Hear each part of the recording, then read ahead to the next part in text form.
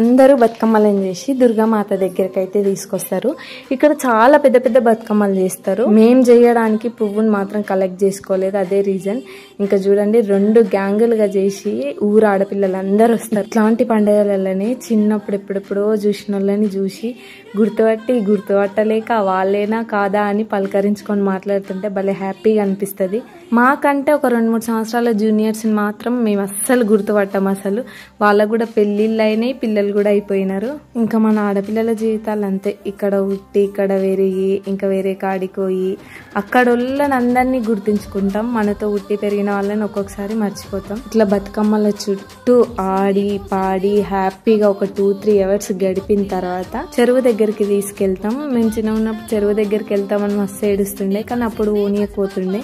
ఇంక ఇప్పుడైతే వెళ్తున్నాం. మా ఊర్లో ఆడపిల్లలు చాలా అంటే చాలా మంది ఉన్నారు. ఇప్పుడు ఈ జనరేషన్ లో మాత్రం